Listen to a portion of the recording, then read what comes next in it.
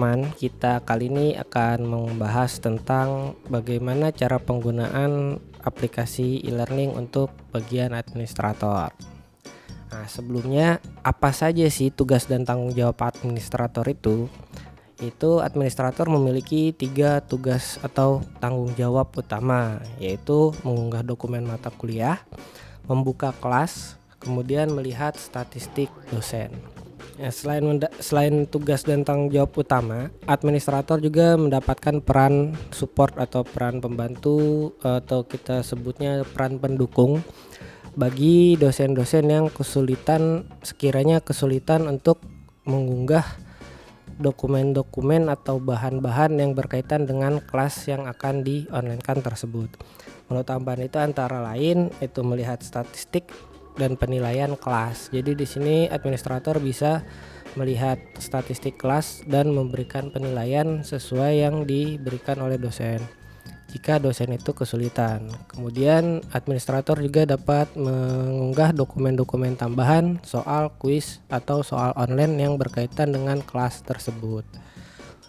Kemudian selanjutnya ada menu pendukung, yaitu untuk mengatur profile atau manajemen user ya. Ini untuk mengatur sandi, username, dan password untuk login ke dalam aplikasi.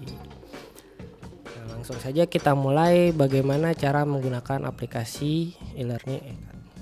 Oke, kita langsung saja masuk ke dalam aplikasinya. Untuk masuk ke dalam aplikasi tentunya kita harus login terlebih dahulu. Nah, ini adalah tampilan awal ketika kita masuk ke dalam aplikasi. Nah, untuk pertama kali administrator diwajibkan untuk memilih program studi yang ingin dikelola. Kita ambil contoh di sini adalah teknik elektro. Di sini dapat kita lihat ada kelas yang sudah dibuka, yaitu kelas untuk mata kuliah energi ekonomi dosen 10 pertemuan 1. Nah, di sini kita dapat melihat keterangan dari kelas tersebut. Untuk di bagian kanan bawah itu terdapat tombol atau kontrol di mana masing-masing memiliki fungsinya, yaitu untuk tombol sebelah paling kanan, pojok kanan ini adalah tombol untuk masuk ke dalam kelas. Kemudian di sini untuk memberikan penilaian, itu tadi yang sudah kita singgung di awal. Di sini administrator juga berperan sebagai support untuk dosen-dosen yang kesulitan untuk mengakses aplikasi ini. Selanjutnya di bagian kiri itu ada statistik kelas. Tombol ini berfungsi untuk mengunduh atau mendownload statistik atau kegiatan dari kelas tersebut dari masing-masing mahasiswa. Selanjutnya di bagian paling kiri itu ada tombol untuk mengunduh semua berkas yang ada dalam pertemuan tersebut. Untuk di bagian atas ini terdapat beberapa kontrol. Kita mulai dari bagian kanan. Di sini untuk itu user yang isinya itu profile untuk mengatur profile, kemudian tombol logout. Nah, di sebelah kirinya itu terdapat tombol untuk melihat dokumentasi, FAQ atau support. Jadi di sini kalau teman-teman menghadapi kesulitan, teman-teman bisa langsung mengakses dokumentasi dari aplikasi ini. Selain dokumentasi, teman-teman juga bisa melihat di FAQ. Jadi kalau misalkan teman-teman punya pertanyaan, teman-teman bisa melihat apakah pertanyaan teman-teman tersebut dapat terjawab atau sudah terdapat di kolom FAQ. Jika tidak ada juga, teman-teman juga bisa langsung menghubungi kita itu di support. Oke, next di sebelah kirinya itu ada tombol notifikasi. Nah, notifikasi yang muncul di sini adalah notifikasi kegiatan yang berkaitan dengan administrator. Seperti contoh ketika dosen mengunggah dokumen, baik itu soal, tugas atau materi tambahan.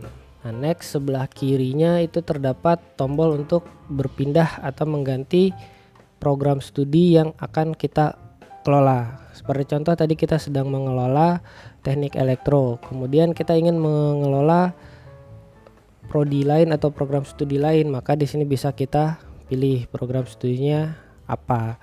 Nah, di sini kita ambil contoh, kita ambil program studi teknik kimia. Nah, ini adalah tampilan ketika belum ada kelas online yang dibuat atau tidak ada kelas online yang sedang berjalan. Nah, disinilah peran utama administrator harus dilakukan. Apa saja tahapan-tahapannya yang sudah kita singgung di awal tadi, yaitu unggah dokumen mata kuliah, pembukaan kelas, serta melihat statistika dosen.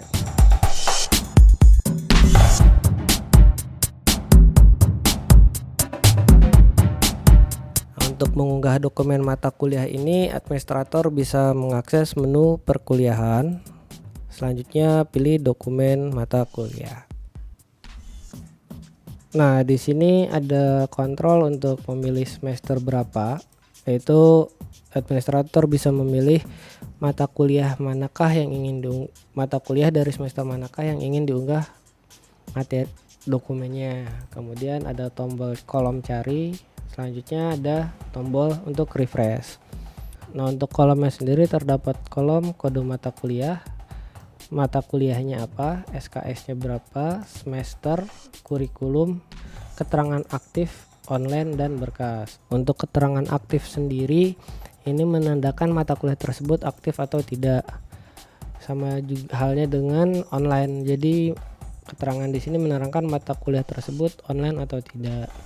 Nah, untuk berkas sendiri adalah total dari seluruh berkas yang ada. Jadi misal ada 4 pertemuan, maka yang tampil di sini adalah berkas dari 4 pertemuan tersebut. Nah, di sebelahnya ini ada tombol untuk mengunggah dokumen yang sifatnya dia selalu ada atau ikut dalam setiap pertemuan. Untuk di sebelah kanannya terdapat tombol hapus untuk menghapus seluruh dokumen dari seluruh pertemuan.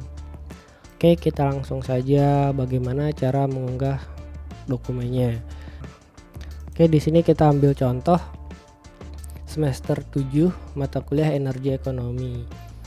Kita tekan tombol ubahnya untuk mengunggahnya, kemudian kita akan didirect atau masuk ke halaman awal dari pengunggahan dokumen mata kuliah. Nah, kita dapat lihat di sebelah kiri ini terdapat keterangan dari mata kuliah tersebut seperti yang sudah ada di bagian depan tadi. Kemudian di sini ada kolom pertemuan, judul topik, berkas, dan kontrol. Nah, berkas di sini adalah total berkas dari pertemuan tersebut. Nah, kemudian ada tombol untuk mengunggah dokumen serta tombol untuk menghapus seluruh dokumen dari pertemuan tersebut. Oke, kita langsung unggah dengan menekan tombol ubah. Akan tampil halaman untuk mengunggahnya. Nah, di halaman ini terdapat beberapa kontrol juga seperti biasa, yaitu ada judul topik, kolom tipe, nama file, dan ukuran. Di bawah ini terdapat tombol untuk mengunggah berkas eksternal. Ini berfungsi untuk jika dosen memiliki materi atau referensi dari link-link luar seperti YouTube atau blog-blog lainnya, itu dapat menekan tombol berkas eksternal. Kemudian di kolom kanan ini terdapat kolom untuk mengunggah berkas dengan metode drag and drop.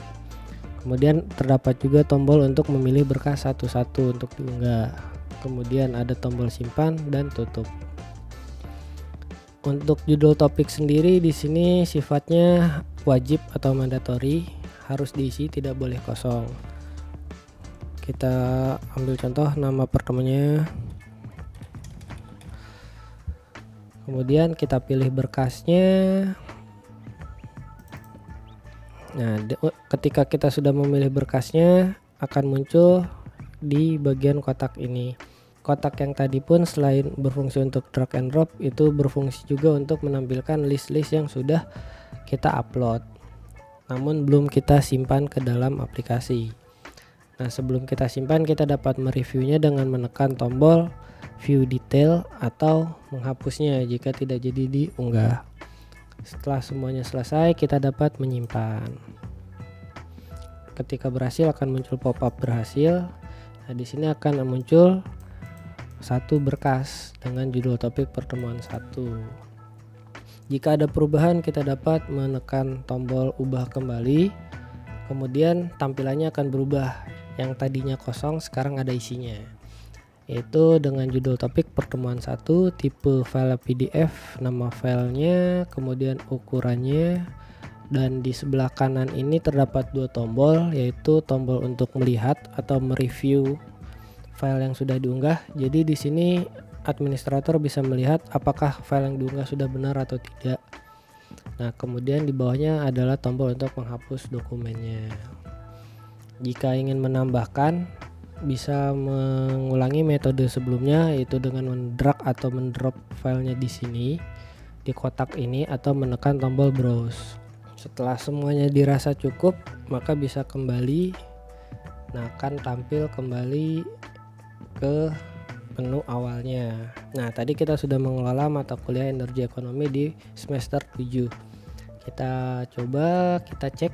Di sini kita pilih semester 7 energi ekonomi. Nah, di sini filenya sudah berubah jadi 1. Sampai sini untuk pengunggahan dokumen mata kuliah sudah selesai dan administrator dapat melanjutkan ke tahap selanjutnya.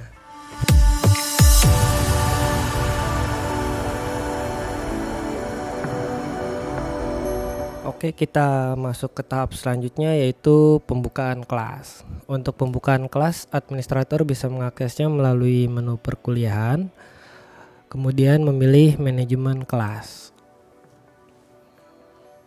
Nah, ini adalah tampilan awal dari manajemen kelas, di mana terdapat beberapa kontrol, yaitu tombol untuk membuka kelas, kemudian list mata kuliah, selanjutnya itu kolom cari untuk mencari mata kuliah yang sudah pernah dibuat, kemudian tombol untuk merefresh halaman.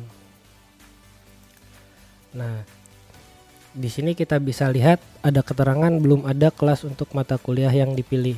Nah, berarti belum ada kelas yang dibuat untuk mata kuliah energi ekonomi. Oke, langsung saja kita buat kelasnya dengan menekan tombol buka kelas. Nah, ini adalah halaman pembukaan kelas yang terdiri dari beberapa kolom. Di kolom pertama ini mata kuliah. Di sini berfungsi untuk memilih mata kuliah yang ingin dibuatkan kelasnya. Secara default, jika di depan tadi kita sudah memilih mata kuliahnya, maka di sini akan muncul langsung nama mata kuliah yang sudah kita pilih di halaman depan. Langsung saja setelah memilih mata kuliah, kita pilih dosen pengajarnya. Nah, di sini jika ada lebih dari satu dosen dengan mata kuliah yang sama, di sini nanti akan muncul seluruh nama dosen yang bersangkutan. Setelah kita pilih dosen yang ingin mengajar, kemudian kita pilih pertemuannya pertemuan berapa. Nah, di sini kita dapat lihat untuk pertemuan 1, 2, 3, 4 dan seterusnya ini ada perbedaan. Di mana pertemuan 1 itu ada teks pertemuan 1. Pertemuan 1 ini berasal dari dokumen mata kuliah yang sudah kita unggah sebelumnya, di mana di sana kita mengisikan untuk judul topik atau judul pertemuan. Nah, ketika kita pilih, maka otomatis judul topiknya pun muncul, pertemuan 1. Selanjutnya ada kolom dari dan hingga. Fungsinya di sini adalah untuk menentukan kapan kelas itu dimulai dan kapan kelas itu berakhir. Nah, untuk kolom dari sendiri kita buat untuk contoh tanggal 19 mungkin jam 8 sampai dengan tanggal 23 jam 2 siang. Kemudian ada pilihan kelas. Nah, di sini adalah pilihan untuk kelas mana saja yang ingin diikut sertakan. Kelas yang muncul ada kelas-kelas yang diampu oleh dosen tersebut. Kita ambil contoh di sini, kita akan memilih semua kelas. Selanjutnya ada kolom untuk teleconference. Nah, untuk teleconference ini kita buat tidak ada untuk defaultnya. Namun jika dosen menginginkan adanya teleconference di pertemuan tersebut, bisa kita pilih ya. Nah, ketika kita pilih ya, tanggal teleconference ini untuk editor tanggal dan jamnya dapat kita ubah. Namun jika kita pilih tidak, maka tidak dapat kita ubah. Nah, kita ambil contoh di sini, kita adakan teleconference untuk pertemuan 1 mata kuliah energi ekonomi.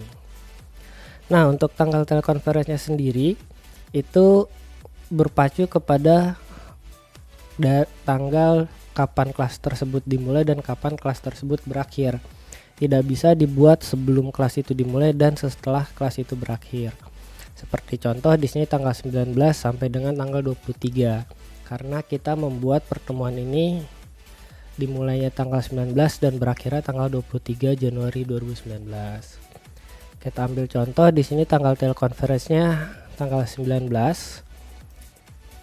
dari jam 1 siang sampai dengan jam 4 sore. Nah, selanjutnya setelah tanggal telekonferensi ada kolom untuk mengisikan batas pengumpulan tugas. Nah, untuk batas pengumpulan tugas ini untuk akhirnya tidak ditentukan, namun tanggal mulainya atau tanggal awalnya berpacu tetap kepada kapan kelas itu dimulai. Jadi tanggalnya tidak bisa disetting sebelum tanggal kelas itu dimulai. Kita ambil contoh di sini pengumpulan batas akhir tugasnya tanggal 24 jam 23.00. Nah, selanjutnya di bagian akhir itu ada kolom keterangan. Nah, kolom keterangan ini berfungsi untuk menyampaikan pesan-pesan yang ingin disampaikan kepada mahasiswa-mahasiswa yang akan mengakses kelas tersebut.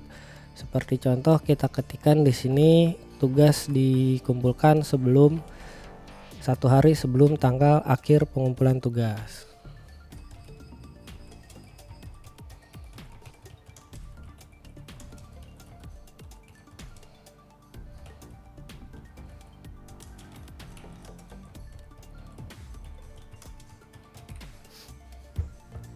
Jadi keterangan di sini berfungsi seperti yang tadi sudah dijelaskan untuk menyampaikan pesan yang akan disampaikan pada mahasiswa. Jika semuanya sudah diisi, ini kita dapat menyimpannya. Nah, ketika setelah berhasil disimpan akan muncul pesan berhasil dan dapat kita tekan OK. Nah, setelah kelas selesai dibuat, maka akan tampil list kelas yang sudah dibuat dengan kolom-kolom, yaitu kolom dosen, kolom judul pertemuannya, pertemuan keberapa, dari, hingga, dan tanggal tugas. Tanggal tugas ini ada tanggal batas akhir tugas tadi yang sudah kita buat di dalam. Selanjutnya di sini ada kolom untuk mahasiswa dan berkas. Mahasiswa di sini berfungsi untuk melihat peserta dari kelas tersebut atau pertemuan tersebut. Ketika kita klik, maka akan muncul 2 kolom, yaitu peserta kelas dan bukan peserta kelas, di mana peserta kelas adalah peserta yang sudah terdaftar atau sudah mengikuti kelas tersebut. Sedangkan untuk bukan peserta kelas adalah daftar mahasiswa yang tidak mengikuti kelas tersebut namun masih dalam satu jurusan atau satu prodi. Jika ingin menambahkan bisa menekan tombol yang berwarna biru, jika ingin mengeluarkan bisa menekan tombol yang warna merah. Jika pengaturan kelas sudah selesai, maka dapat ditutup. Nah, selanjutnya adalah kolom berkas. Nah, kolom berkas di sini berfungsi untuk mengecek apakah dokumen-dokumennya sudah lengkap atau belum. Ketika kita klik, maka akan muncul list-list dokumen yang sudah diunggah dan tombol untuk mengunggah materi tambahan, tombol untuk mengunggah tugas, tombol untuk mengunggah kuis, serta tombol untuk mengunggah soal online. Nah, untuk bagian bawahnya, kontrol di bawah ini kita dapat melihat tombol untuk mengunggah berkas eksternal dan tombol untuk mengunduh template soal online. Di bagian atas kita bisa lihat ada tombol unduh untuk mengunduh semua berkas. Jadi jika di sini ada 10 dokumen, maka 10-10-nya akan langsung terunduh. Kemudian di bagian listnya kita dapat lihat di bagian kanannya itu terdapat 2 tombol, yaitu tombol untuk mengunduh dokumen tersebut dan untuk melihat dokumen tersebut. Untuk berkas eksternal sendiri sama halnya seperti di dokumen mata kuliah. Jika ada materi-materi dari luar, maka dapat diunggah di bagian berkas eksternal. Nah, untuk materi tambahan, tugas, serta kuis ini sifatnya adalah hanya dapat mengunggah 1 dokumen. Jadi masing-masing materi tambahan 1, tugas 1, dan kuis 1. Untuk materi tambahan, tugas, dan kuis di sini sifatnya untuk administrator adalah pendukung ya. Jadi ini sebenarnya tidak diwajibkan kepada administrator, namun administrator dapat melakukannya untuk membantu dosen-dosen yang kesulitan untuk mengunggah dokumennya. Kita ambil contoh di sini, kita mengunggah materi tambahan,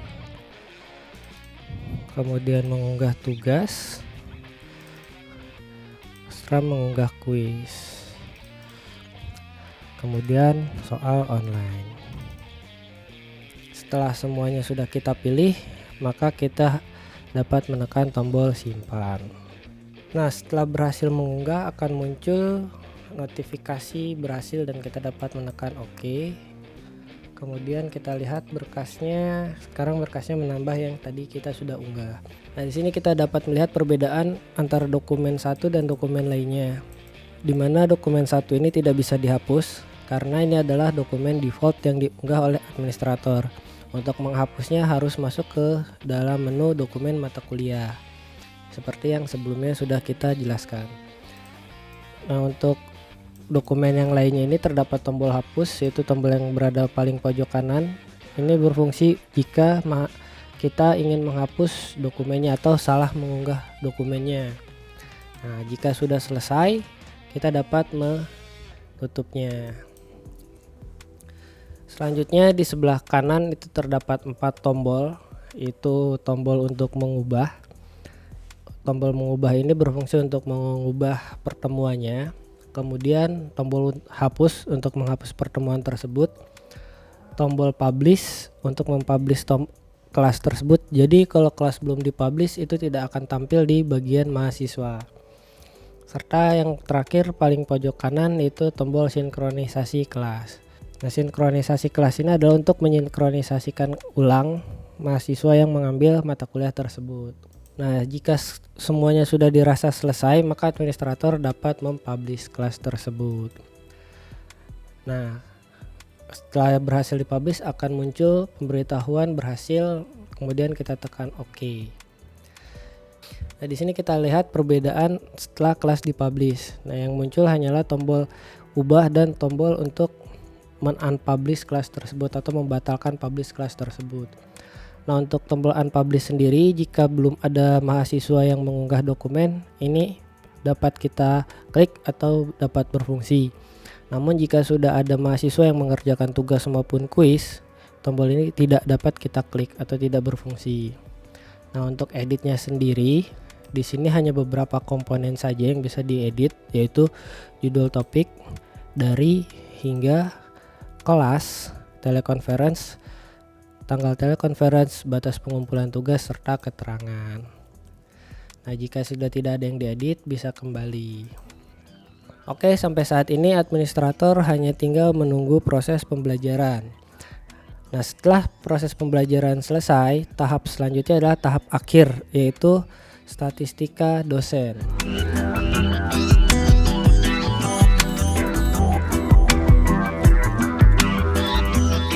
Oke, selanjutnya kita masuk ke tahapan ketiga, yaitu untuk melihat statistik dosen. Di sini statistik dosen itu berfungsi untuk melihat aktivitas dosen selama kelas berlangsung. Untuk melihat statistika dosen, administrator bisa mengakses menu perkuliahan, kemudian statistik dosen.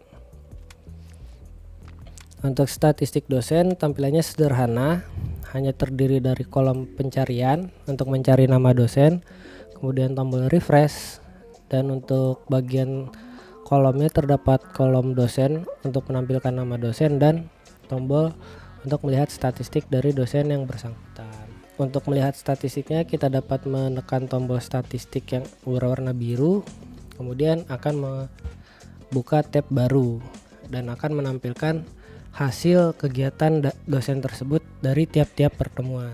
Kita bisa lihat di sini, ini adalah laporan statistik dosen semester ganjil tahun 2018-2019 untuk dosen 10. Dimana di sini hanya satu pertemuan dengan judul topik pertemuan 1, kemudian akses masuk pertama kali dan akses keluar terakhir kali.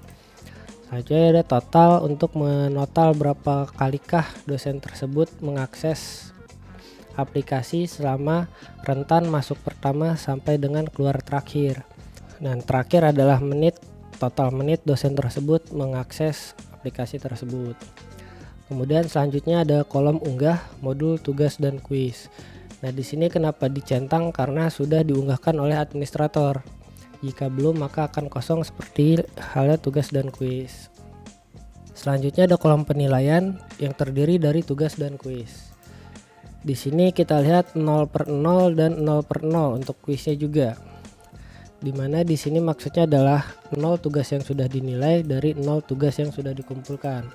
Jadi jika sudah ada mahasiswa yang mengumpulkan, maka untuk nomor yang belakang ini akan berubah menjadi total mahasiswa yang mengumpulkan tugas. Nah, untuk nomor yang di depan ini adalah total tugas yang dikumpulkan yang sudah dinilai oleh dosen. Begitu juga dengan kuis. Kemudian kolom sebelahnya adalah kolom forum yang terdiri aktivitas dan persen. Nah, aktif di sini adalah keaktifan atau kontribusi dosen tersebut dalam forum serta persentasenya. Oke, untuk laporan sudah cukup. Kemudian jika sudah, bisa diunduh dengan menekan tombol nomor 3 dari pojok kanan atau langsung ditutup. Oke, sampai di sini tugas dan tanggung jawab utama dari administrator sudah cukup. Namun tadi di awal kita menyinggung administrator itu sebagai support. Di sini kita selanjutnya akan membahas apakah peran admin sebagai support itu. Ada beberapa menu yang dapat diakses oleh administrator, yaitu kelas dan statistik penilaian. Selanjutnya kita akan coba masuk ke dalam statistik dan penilaian.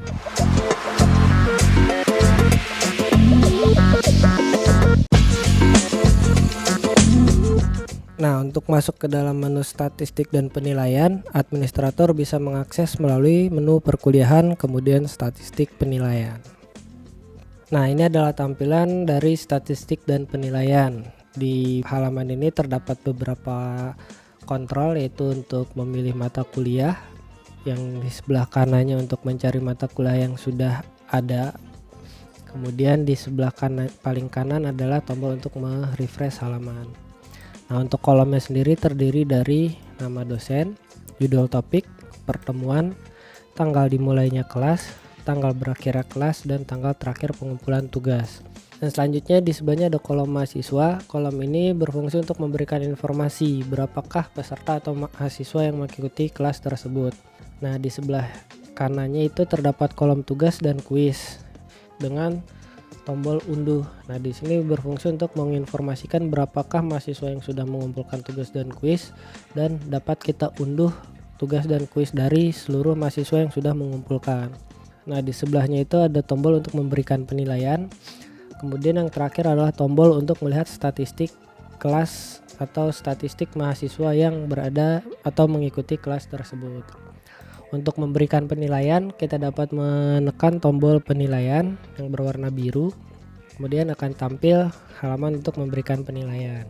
Nah, di kolom pemberian penilaian ini kita juga ada beberapa kontrol, diantaranya yaitu kolom untuk mencari mahasiswa berdasarkan NIM, kemudian tombol refresh. Untuk bagian kolomnya itu terdiri dari NIM, nama mahasiswa, tugas, dan kuis. Di sini nilai T adalah nilai tugas, nilai K adalah nilai kuis. Di bagian bawahnya itu ada kolom untuk memberikan penilaian, baik nilai tugas maupun kuis. Kemudian ada tombol untuk mengunduh tugas tersebut atau kuis, dan tombol untuk melihat hasil dari tugas tersebut dan kuis tersebut. Kita coba memberikan penilaian 80 dan 80. Kemudian setelah semuanya sudah diberikan penilaian, kita dapat menyimpannya. Setelah muncul notifikasi berhasil, kita dapat menekan OK. Kemudian akan masuk ke dalam listnya. Setelah memberikan penilaian, kita dapat mengunduh statistik dari masing-masing mahasiswa pada kelas tersebut dengan menekan tombol statistik yang berada di pojok kanan yang berwarna biru. Nah, setelah kita klik akan terbuka tab baru yang akan menampilkan laporan statistik kelas semester ganjil tahun 2018-2019 mata kuliah energi ekonomi pertemuan 1, seperti mata kuliah yang sudah kita buat tadi. Nah, untuk kolomnya sendiri terdapat informasi NIM, nama, akses masuk pertama kali, akses keluar terakhir, total akses dari awal hingga akhir, dan menit akses dari awal sampai akhir. Selanjutnya ada kolom unduh, yang terdiri dari modul, tugas, dan kuis. Kolom ini berfungsi untuk memberikan informasi apakah mahasiswa tersebut mengunduh modul, tugas, ataupun kuis. Kalau kita lihat di sini, mahasiswa tersebut belum mengunduh tugas dan kuis. Selanjutnya kita lihat di kolom sebelahnya itu ada kolom nilai yang terdiri dari tugas, kuis, dan soal. Nah, tugas dan kuis ini adalah tugas yang sudah dikumpulkan oleh mahasiswa yang kita berikan penilaian tadi. Selanjutnya adalah soal. Nah, di sini adalah nilai dari soal online. Kita lihat di sini kosong, berarti mahasiswa tersebut belum mengerjakan soal online tersebut. Nah, kolom terakhir adalah kolom forum, di mana terdiri dari aktivitas dan persentase. Di sini aktivitas adalah keaktifan atau kontribusi mahasiswa tersebut dalam forum yang berjalan dan persentasenya berapa. Setelah semuanya sudah selesai kita review, jika ingin mengarsipkan atau dibutuhkan untuk di print, maka kita dapat mengunduhnya atau mengeprintnya. Namun jika hanya ingin melihat saja, dirasa sudah cukup, kita dapat menutup tabnya.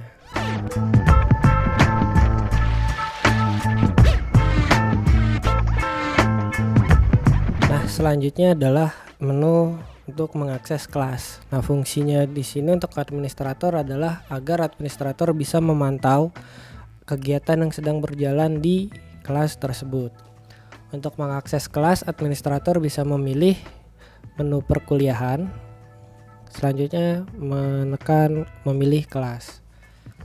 Nah, ini adalah tampilan awal dari kelas, di mana terdapat beberapa kontrol, yaitu kontrol untuk memilih mata kuliah, kolom untuk mencari, tombol untuk merefresh halaman. Nah, untuk kolomnya sendiri di sini ada kolom nama dosen, judul topik, pertemuan, tanggal mulai kelas, tanggal akhir kelas, dan tanggal atau batas akhir pengumpulan tugas.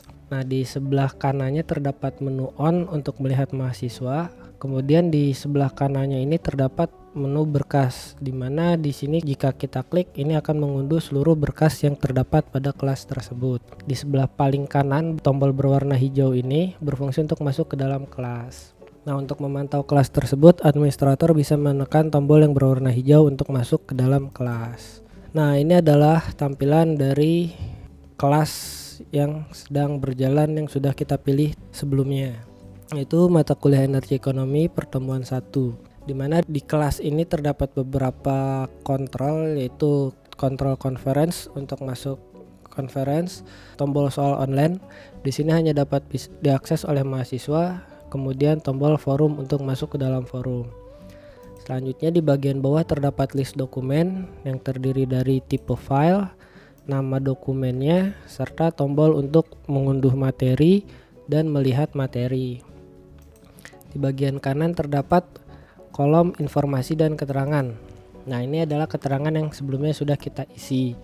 Dan di sini ada keterangan tambahan, yaitu pelaksanaan conference, tanggal pelaksanaan conference, dan batas akhir pengumpulan tugas. Selanjutnya, jika administrator ingin memantau forum diskusi dari kelas yang sedang berjalan yang sudah kita pilih ini, administrator bisa menekan tombol forum diskusi, maka akan terbuka tab baru yang akan menampilkan forum. Di sini kita lihat belum ada percakapan di forum yang bersangkutan. Nah, di forum sendiri ada beberapa keterangan, yaitu di bagian atas ini keterangan forum diskusi mata kuliah dan pertemuannya. Kolom yang abu-abu ini berfungsi untuk menampilkan chat yang sudah berlangsung, dan di bagian bawah adalah kontrol untuk menuliskan chat yang akan dikirimkan. Jika administrator sudah merasa cukup untuk memantau forum, maka dapat di close. Selanjutnya adalah jika administrator ingin melihat atau memantau conference yang sedang berjalan, administrator dapat menekan tombol conference.